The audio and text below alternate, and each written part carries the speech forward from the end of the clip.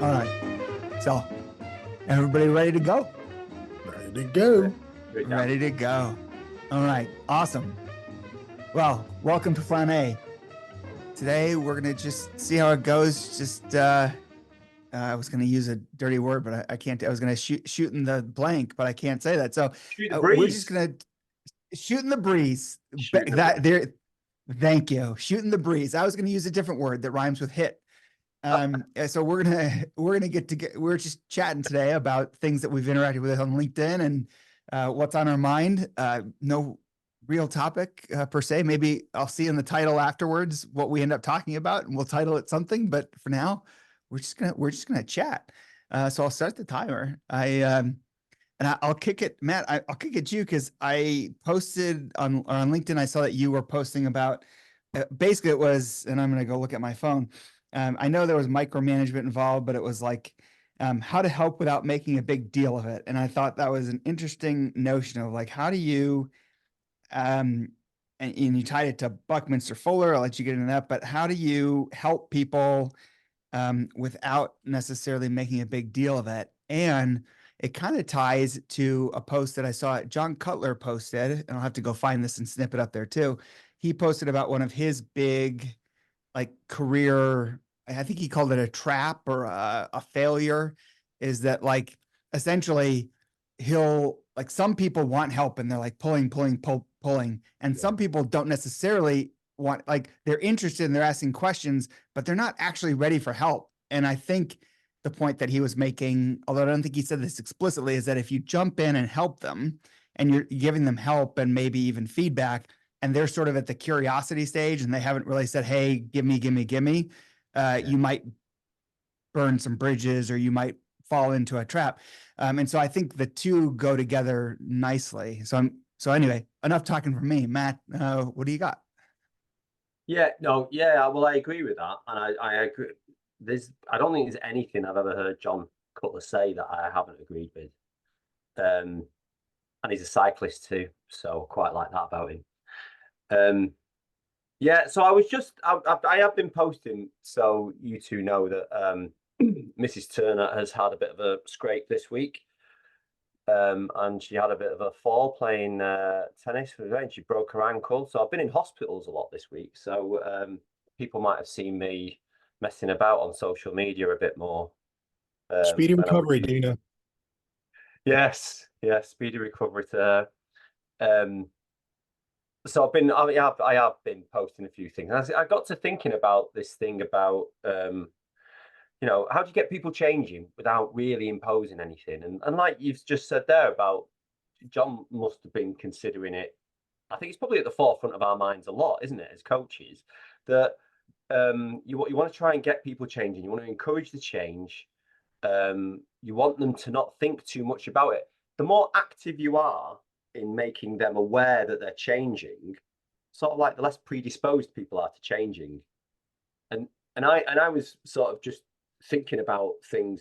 Actually, I'd had a conversation with a friend, and actually it was Angela from the other week. We were just Right. chatting about stuff, um, and I just noticed that our conversation brought up lots of things that would be good for some LinkedIn posts about what we're Mm. seeing, um, how people do or don't like to change, and things that we could both try in order to help people do it without really knowing. And so I just started posting this thing that I think it was called something along the lines of Scrum and Kanban, how to help without making a big deal of it. And I was sort of doing like a few posts, what sprang into my mind. One of them was that thing about the notion of micromanagement, about how do you help um, people who are suffering from micromanagers. And uh, I say that with a bit trepidation because actually people don't see themselves as micromanagers. So how do you also help people who feel so anxious that they're having to micromanage? Because I also feel it's a very um, understandable situation you find yourself in when you're micromanaging, when you're meddling, because sometimes you'll meddle with things when you can't see what's happening. Uh, the people on the other side of that will think, "Oh, get out of my business." and you're sort of thinking like, but I can't, I don't know, there's things I need and I'm not seeing them, and they might be happening, but actually I'm under a lot of pressure. I need to see them happen. If you were more transparent, I could lean back. I'm not seeing it, so I'm having to lean in. Mm. And that was one of the things that I wrote about, and you joined in with some of that conversation, Dan. So that was nice. And yeah, and so I brought it round to one of the tool that I really love, which is Kanban, lean agile stuff. And I sort of started to talk about, right, when you work out in the open, when you visualize, when you bring transparency, it helps people. It helps people change. It helps people choose to change themselves rather than change being inflicted on them. And yeah, and so that was one of the things that I started talking about. It was nice that you joined in, and you I think for that one you said this would be a good topic of conversation. So I'm waiting to hear about what you think about that. Yeah, I'm also curious about from a micromanager standpoint, right? Um, I do agree, like working out loud and having some transparency helps. But there is a change that has to happen within the micromanager. And I'll just take, for example, me. I actually am paying some guys to do some masonry work for me because it's in the front of the house. I haven't done it before. It's building a wall that matters. And I normally do things myself, and I had ideas of how I wanted to get it done. But I was like, this guy does good work, so I'll do. And I explained the problems that I'm having with drainage and all this stuff. And I said, I need, here's this thing. I had a completely different idea in my head of what was going to happen. And when I went outside and looked at what he did, it addressed the problem in a way that I hadn't thought of. And it was totally right. And had I said, no, I want you to build it like this, it would have been, it might have worked, but it would have been a completely different solution. And I don't think it actually would have looked as good as it ended up. Like, he did a much better job because I said, these are the problems and this is what I need to solve. And you're the expert. I'm going to trust you to get it done. Yeah. Now that was hard for me, right? Because I'm like, I kind of know how I want it to, like, I have this aesthetic in my head and I kind of know what I want, but I had to back off. And then I was like, oh, wow, like what you did was better than what I wanted. So I think there's a certain amount of right. I do agree that working out loud is important. Also, the person who's doing the micromanaging has to shift and say, I need to tell the people.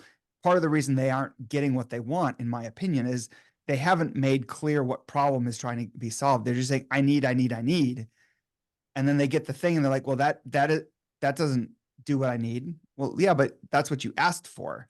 And I've seen this countless times with clients where you've got some person at the top saying, I need this, I need this, I need this. And then you sit and talk to them like, oh, but they gave me that, but it didn't solve the problem. Like, well, did you tell them what the problem was? Well, kind of, but not really. Right.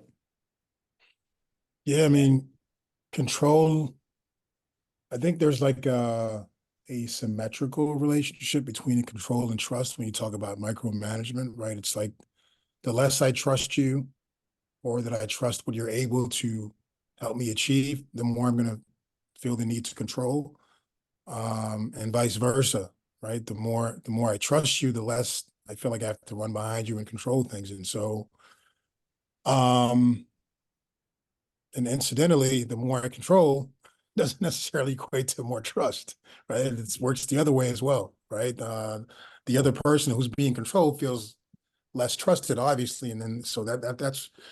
But it's like, in terms of context, sometimes like there's a very few, I guess, clients where we very few contexts, at least, where there's not a lot going on in terms of transformative initiatives or right that are really trying to change things from the root. And so that generates a lot of pressure because of the need to shorten time to value, the need to make valuable this new CEO that just came in, or this new segment that we need to go after in the next 18 months. And so environments where you're supposed to experiment to then naturally change your behavior because you're taking time to experiment things and see the value of them and how what you learn from them and how they're helping you.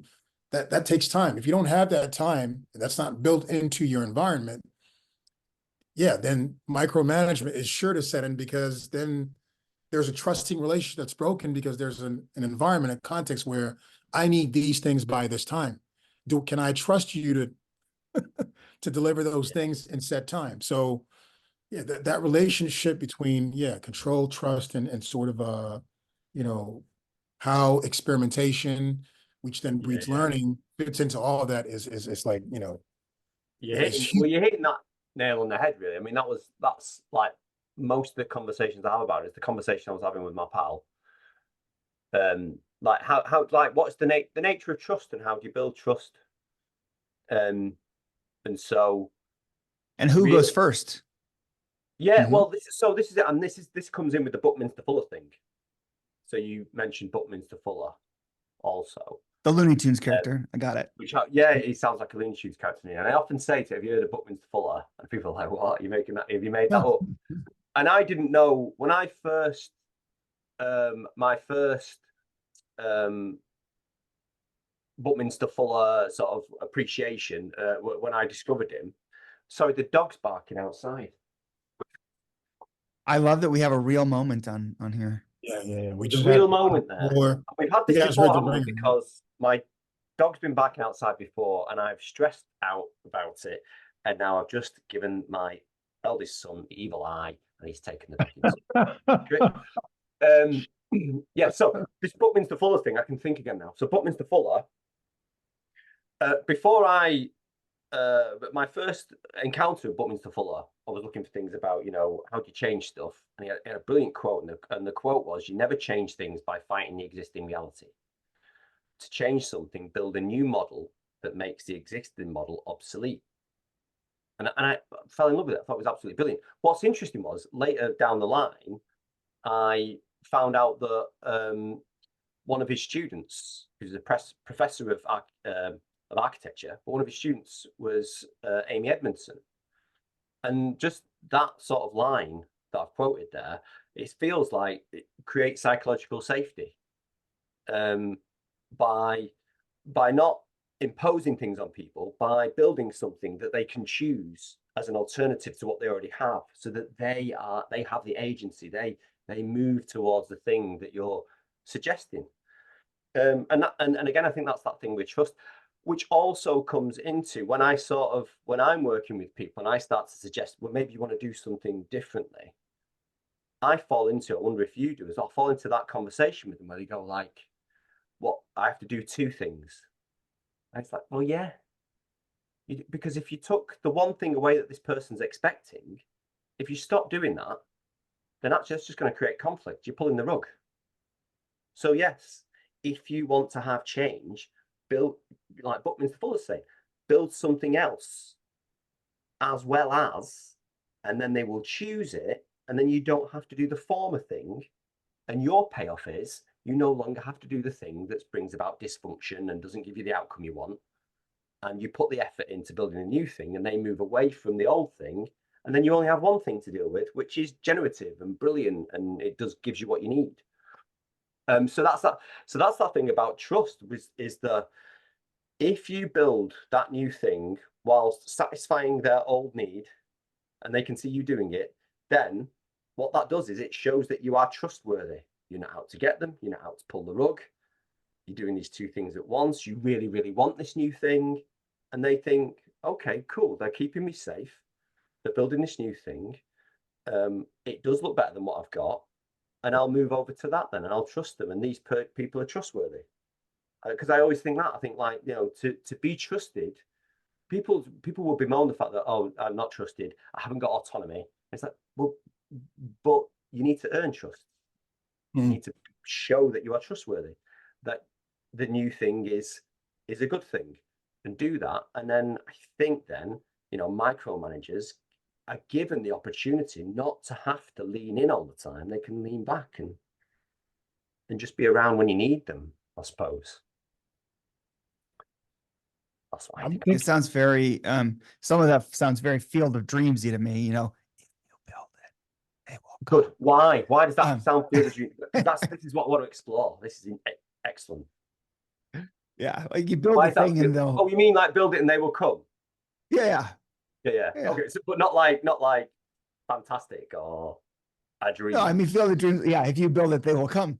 Um, Yeah. so if, but when you're talking, right, and you're talking about, one of the things I'm thinking of from that Buckminster Fuller quote is, let's sort of next step it, and let's actually also kind of go meta on the micromanager thing, meaning like, what about coaches who are micromanagers? And so what about, I think there's an issue with you as a coach, and there's so many people that are fighting about that. I'm involved in a conversation these days that's also being recorded about that term and all of this stuff. But okay, so set that aside. If you're that person who's helping the organization, whatever we call that kind of a person, and you say, I've built this thing for you, now go use it.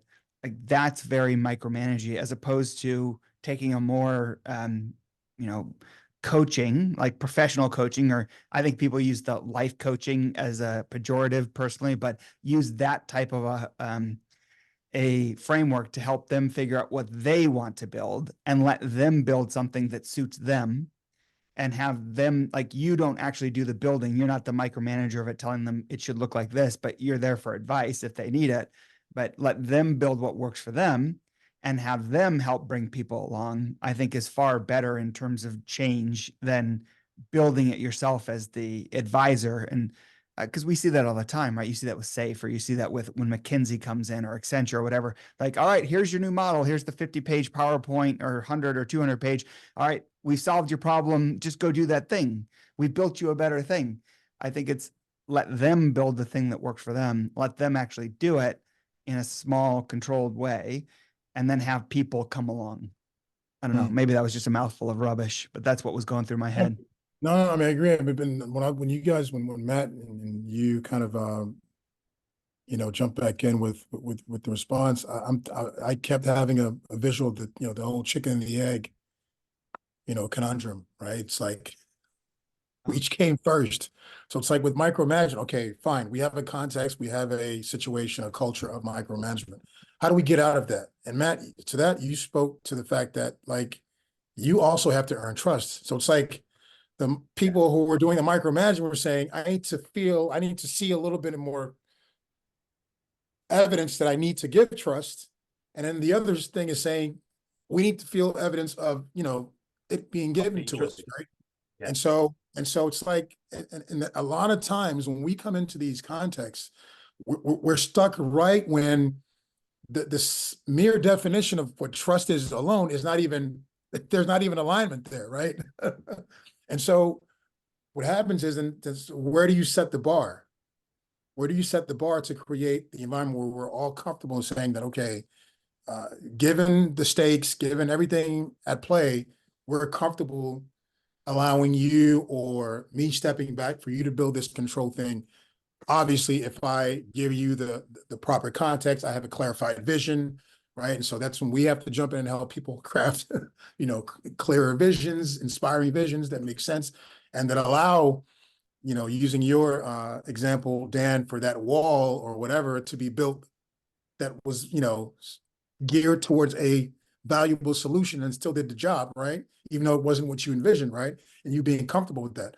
But the flip side of that is also, because safety isn't just about wins, it's about failures as well. Like, am I okay as a manager, as a leader, with whatever failure comes or that solution that gets pushed forward by the team that I'm allowing to experiment or whatever? Am I okay with that? And is the team going to feel that I'm okay with that? And that's learning, and then we can iterate and move on to the next, and that hopefully we can have, right? So that's a strong cultural shift for a lot of these organizations, right?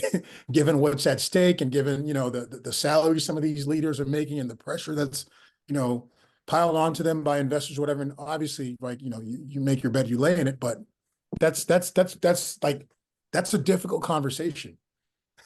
Definitely. And so that's why the whole life coach thing becomes like pejorative, because it's like, we don't have time to be tree hugging around here, guys. But We got to hit that top line.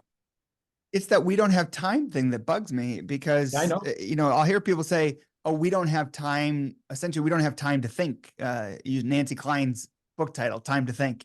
So we don't have time to think and to experiment and to find out, are we building the right thing? I just need you to go build me this. I can't tell you how many times I've seen that be said. And then the team delivers the thing that was asked for. Like, oh, well, what they delivered doesn't really solve the problem. And so, but they're delivering something else. And so they keep delivering stuff, and the leader's saying, oh, but it's not really solving the problem. But now I need them to deliver this. And they keep saying, I need the thing, I need the thing, I need the thing.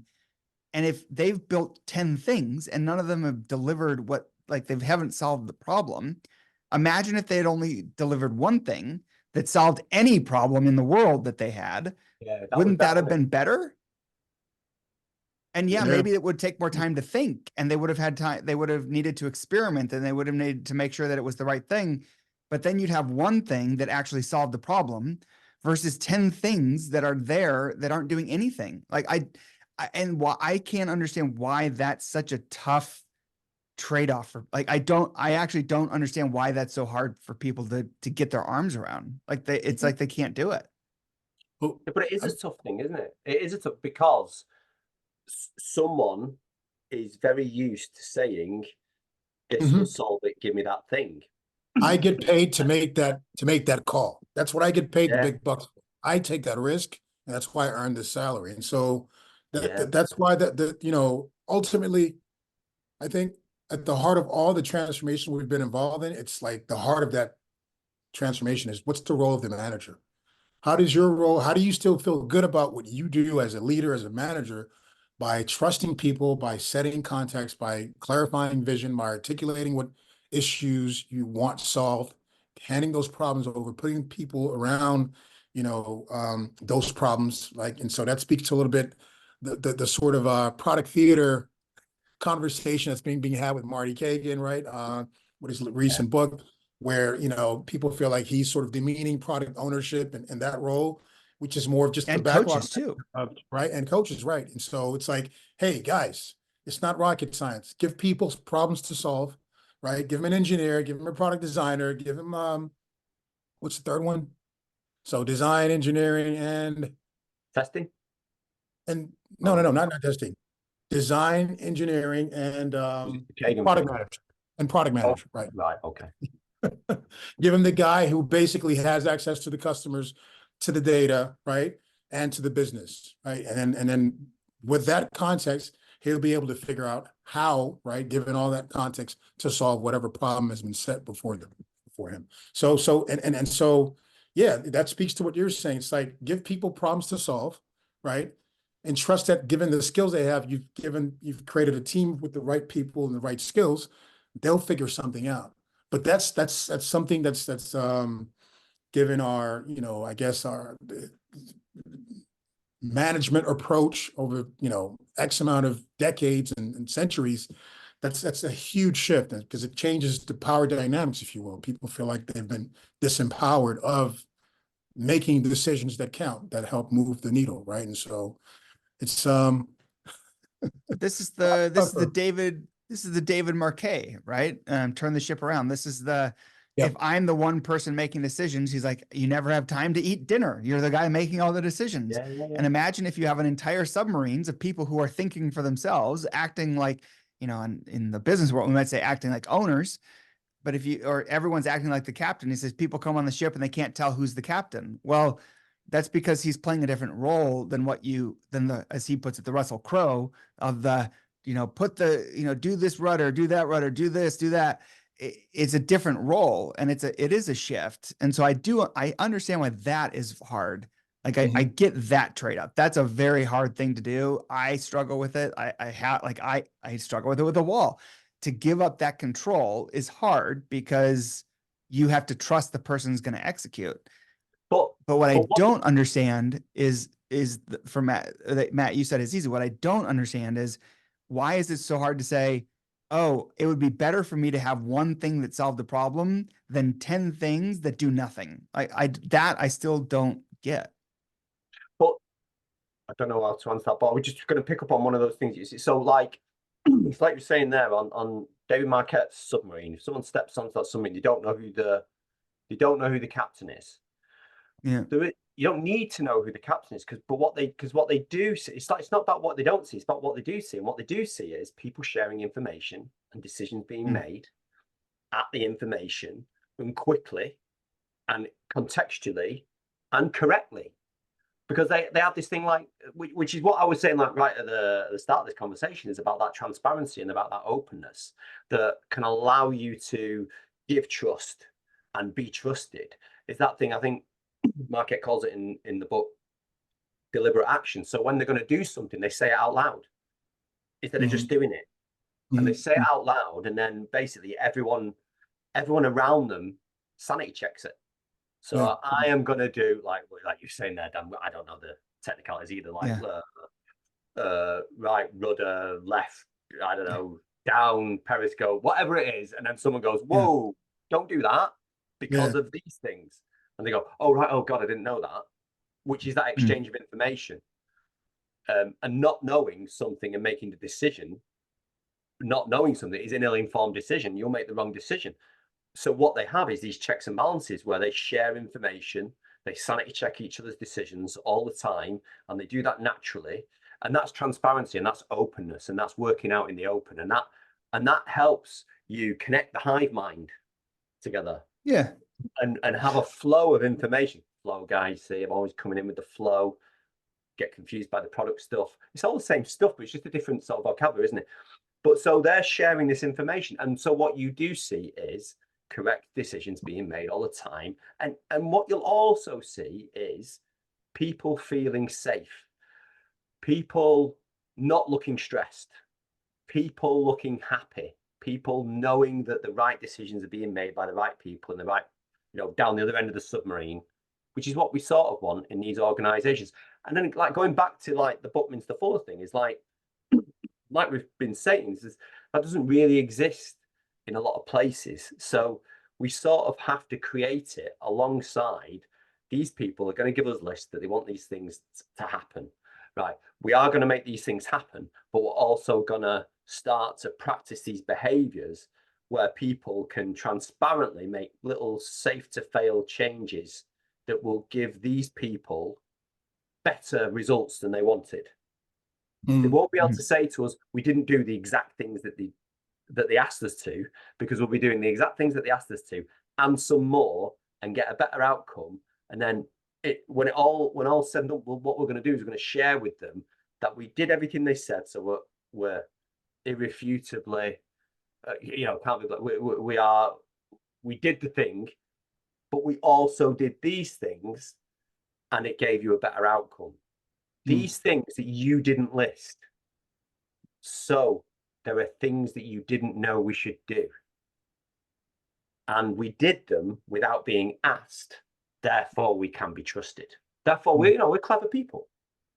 But here's my concern. So when you talk about that, right, one of the perennial problems, especially in tech, is there's more requests of tech teams than there is time to do it. Right? There's always more requests. So you're saying, here's my big list of stuff that you all have to get done, which is impossible, by the way, because there's no way that's ever going to get done. And you're saying, oh yeah, deliver all that and more. So I just want to clarify when you say that, slightly different things, aren't they? That's slightly different. I'm not saying, like, because the list of things to get done are deliverable, but micromanagers list how you do them. Yeah, but I think the deliverables behave in a certain way and behave in other ways as well. So over periods, the other thing about overburden and these long lists is that they ask you for things they never want, they never wanted, they're never going to want, they forget about. So even if you only did the things that they list out, there's a load of stuff that you want, you're never going to get done, you never should do. And so when those lists are handed over, the people doing the work have to sort of maneuver around, right, they've given us 10 things. What are the actual 4 things they really want? And that thing about and I think John, again, go back to John Cutler, did the dartboard thing. So me and a pal of mine, Kieran, we often used to talk about, so John Cutler was saying about you're given a load of things and no one's going to prioritize. So he talks about this construct of like, well, I'll get the dartboard out and I'll throw darts at them. Oh, you can't possibly do that. They're all as important as each other. But I'm not going to prioritize them because they're all important. Right? Well, we'll just stick them to a dartboard and we'll blindfold ourselves and we'll throw a dartboard out. Kieran and I used to say, like, when people used to give us sweaty things and they go, they're all important, they all have to get done. Well, yeah, but all right, okay, so we're going to get, what order should we do them in? It doesn't matter because they've all just got to get done. Right, well, we'll do them in alphabetical order. That's ridiculous. Why would you do them in alphabetical? Well, because they're all as important as you. It doesn't matter which one we start first. All right, well, I'll prioritize them. Which again goes back to, so actually some are unimportant. But I think we keep forgetting whatever that list of deliverables, and that list of deliverables is often in the form of a roadmap, right? So it's a roadmap, it's a sequence of things, it's a number of things, whatever, right? That we feel are going to help us address these specific issues we have, problems that we have, and that'll drive specific outcomes, right? And so I feel like that list of deliverables, however you puzzle, sequence them, whatever, that's a how. That's a how to achieve, X, Y, and Z outcomes, right? So it's. Do you get what I'm saying? I think that's quite sophisticated to some people. So put it like this. Let's say, for example, I need to let's go back to Dan's wall thing, right? I need to build this wall so that the water that's, my sort of what was your problem again, Dan? You had an incline, right? And the water so that wall I took care of, but now I have a anyway, nobody cares about that. But I have a French drain that comes down the side of my house because I'm at the bottom of the hill. There's all this water that comes in. The drain works great.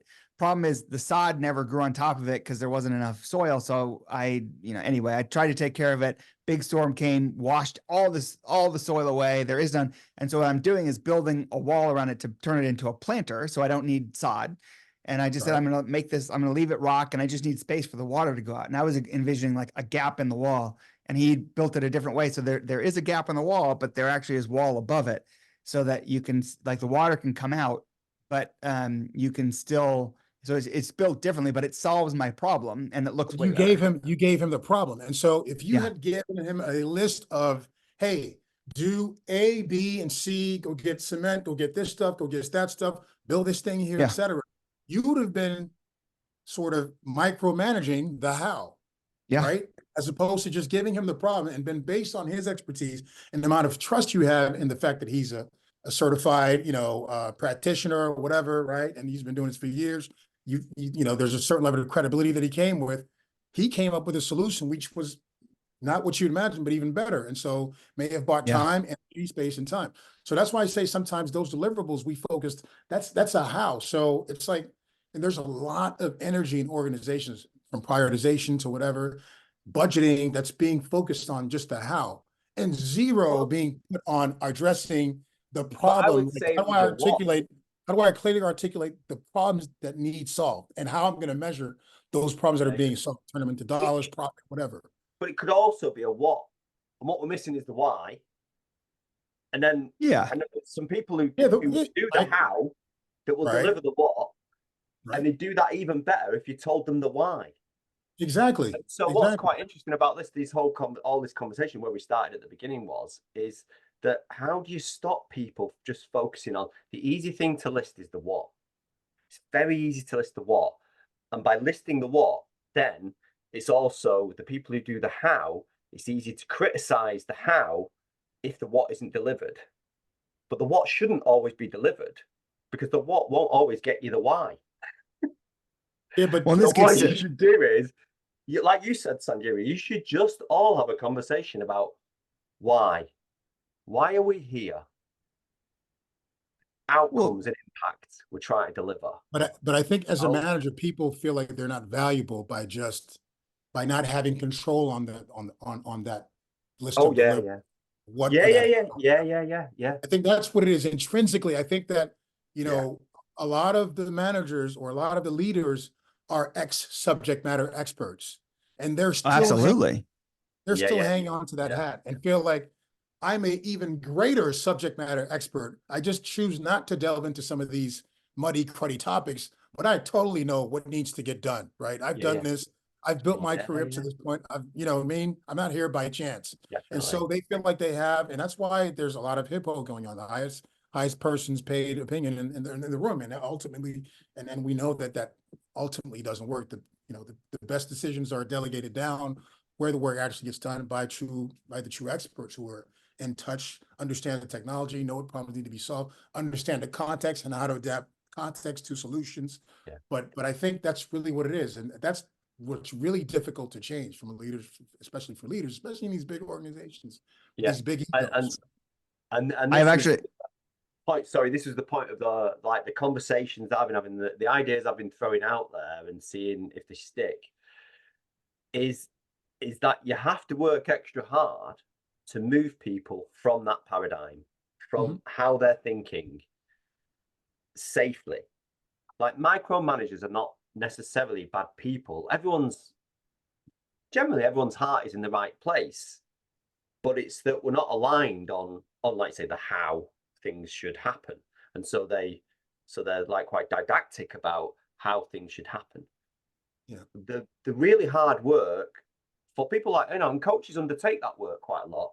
The really hard work is, how do you move people who are doing the work, people who are asking for the work, people who feel the benefit of the work, how do you move them safely? Because they have expectations about how that will happen. How do you move them safely into a different headspace where it's not going to happen the way you think it will?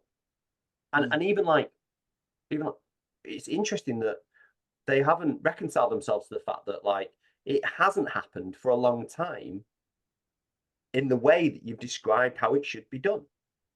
Like you're very dissatisfied, but you can't just pull the rug. Like I was saying before, you can't pull the rug from them because they are expecting to see certain things, dominoes fall in a certain way.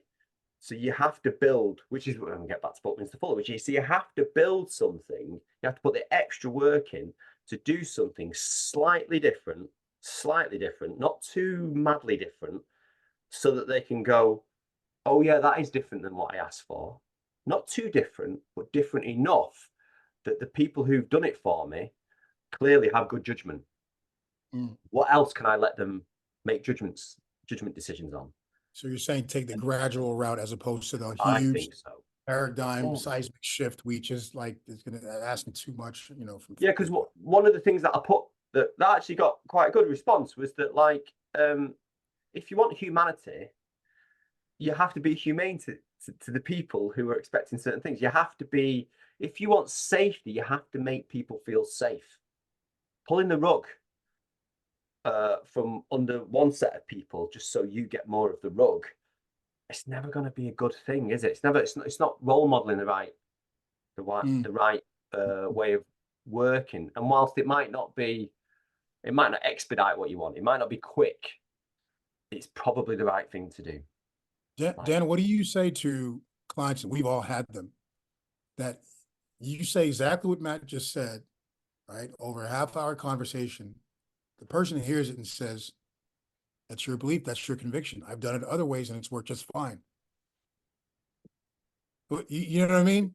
Do you just walk out of that as a coach and say, okay, this is not the right environment for me, or this isn't the right context and right, not the right culture or whatever? Or is that innately our job, is to go walk into those very difficult contexts, which feeds into the topic we're thinking of, the loneliness of coaching, because those are very lonely moments when you're in that kind of environment. And the people that you're trying to convince of that quote unquote conviction of doing things in a more humane way are telling you, whatever, dude, we've done this differently for a amount of years. That's how we got here. Help us deliver. Yeah, I mean, I certainly hear it all the time. And it's a tough one. And well, first, let me just ask, I want to put a little housekeeping out in the open do we want to wrap this one down and so I actually wrote down, I have a couple of topics that are follow on from this conversation. One of which is, because we could go on this forever. There's a thread here of what do managers do now? I would love to talk about that. Yeah. I do want to talk about the loneliness thing. And I also, as Matt, as you talk, one of the things that comes into my head is I'm curious about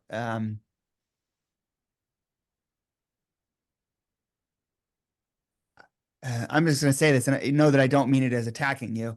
Like, it seems like your answer to everything is Kanban, right? And so I wonder, like when you come to, Yeah. and not that I disagree, like I love the principle of start where you are, and you know, evolution over transformation, right? Yeah. Evolutionary change, not transformative change. I like those notions, and they come with Kanban.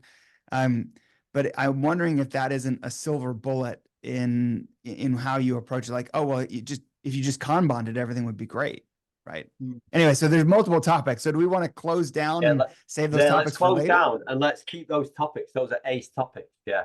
And then you Yeah. Yeah. can quote me about Kanban and a future thing. I think some of those topics you've mentioned would be great for guests. Yeah. Yeah, I think it'd be, let's I close think this one down. it'd also be a good teachable moment, because what I found out a lot through the whole Kanban thing is that people often cling to just the visual management aspect part of it and the start where you are. Those are the two things that people remember the most. But there's like 4 other principles, right? Or 5 other Oh principles. yeah. Right. And so I think it's like if you can make those, if you can embody those other 4 or 5 principles along with those first 2 that everybody, visual management and start where you are, yeah, then you're on to something. You may have an environment where you can do things and create safety, et And cetera. shout out to Matt on that. Matt had a great, I forget when it was fairly recent, but go look at Matt's LinkedIn. He had a series of, like, was it 5 or 7 days of every day you posted one of the principles and what it meant. And it was a great series. So, Yep, and awesome. one of the Kanban places, I think, featured you in their newsletter or something. Like, you should go read them because they were great. Thank you very much. Yeah, Everyone should, yeah, you're dead right. yeah, definitely. So what do we got? We're going to do a minute each. We're going to do a closure. We're just going to have a statement, or Yeah, sure. Let's close that. I'll kick off. I'll just say that so something that came to me, I'm just going to go as sort of an aha moment, or something that I'm going to think on after this conversation, is as you were talking about, what were you talking about? You're talking about prioritization, and it made me think of a John Cutler post. He comes in so much, but it made me think of a post where he was talking about how, what is the real aim of prioritization? It's to enable, it isn't actually the priority that matters. It's the making, it's to getting to a better decision, right? It's about making yeah, good decisions.